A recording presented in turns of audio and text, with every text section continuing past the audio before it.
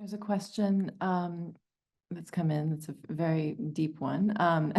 At a personal and professional level, how do you navigate the weight of documenting these atrocities and your commitment to telling people's stories with the lack of change in policy and administrative inaction, particularly when it comes to such a long-standing political conflict? I would love, I mean, I'd love to hear from all of you on that. Maybe you could take it in turns. Okay. I think maybe I can give an example, and from that example, we can answer this question. And it is from the film. We filmed with Hind Rajab's mother before while she was waiting to know her daughter's fate before they could later reach to her body and or to the car and discover what happened. At that time, Hind's mother had the hope that maybe our story, our coverage, and that time we covered that for the news, not for the documentary, could change. She cooperated easily with us that time. When second time later we came to her and asked to film for that film, and Laila, she know how was that very tough. She refused because simply said there's no benefit. It is the word is silence. They don't do anything. Don't your work has no meaning. Just leave us alone. I have no interest to film.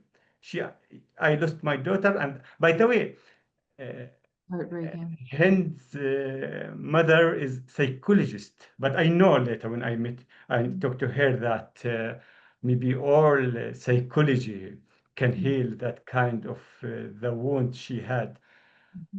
Anyway, she refused because she thought that there's no gift. Then I made a lot of efforts just to convince her that our work matter, our work is important. At that time, I remember that there's a friend of mine, and for Palestinian, of course, Dr. Mats Gilbert showed me. They recreated the scene of Hind Rajab in Norway. They brought a car with holes of the bullet. They marked it, and they brought they used the actual phone calls, the sound of it, and put it in that recreation of that scene to let the Norwegian experience what happened. And he showed me that the reaction of Norwegian people. So I called him, I said, please send me those footage again, and asked him to record a message, a private message to Hind's mother, just telling her how much important the world hear her story. And I delivered these messages to her, and I talked to her and many conversation. Then I remember I told her after a long conversation with her, look, your voice is very important for justice. If you can choose to stay silent, but that will help the criminals cover up their crimes. But if you speak, I think that expose the truth or the truth, even if the world now seems to be silent, do nothing, but one day justice will come. Please don't help the criminals to cover up their crimes. Then she, okay, I'll go and film. And we see now the effect of her witnesses, her what she said, it moving the people. We of course we need a solution now, not tomorrow, because every second we are losing our beloved people. We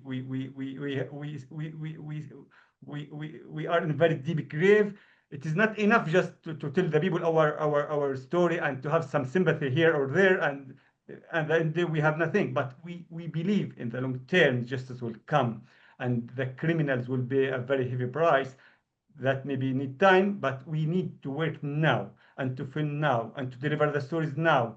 So even if the world now seems silent, we believe the movement of people is very slow, but sooner or later we'll touch the results. And we believe in the free people around the world that they will move and have a solution for their humanity, because it is not Palestinian issue now. It is a humanitarian issue. It is a humanitarian test. Will every human fail or succeed in this test of his humanity or her humanity.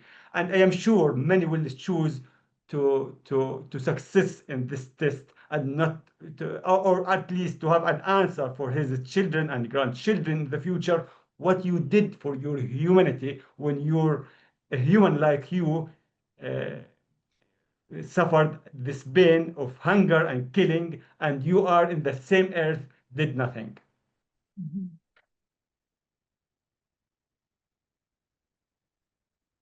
Kavitha or Laila, it's hard to add to that, but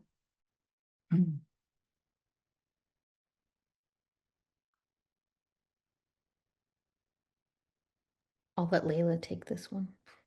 I mean, I think you don't have to be, I echo what Ashraf said, you don't have to be Palestinian to feel your psyche is deeply disturbed by what we see every single day. People, children starving to death, grandmothers waving white flags, being killed in cold blood, a mass collective punishment, mass starvation of an entire tiny territory of 2 million people. Just mass destruction of anything that creates and sustains life in a place. So I would just say, obviously, if you're personally affected, it can feel even more emotionally distressing. But I know people who are not Palestinian who are emotionally distressed and who are following this so closely.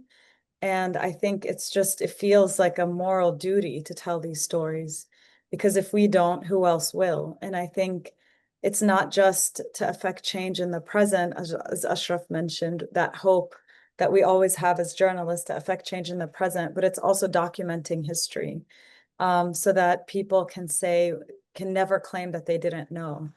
And I just think this moral duty, this professional duty, is what keeps us going despite just this feeling of, grief and, like I said, your psyche is disturbed and alarmed, that we all feel.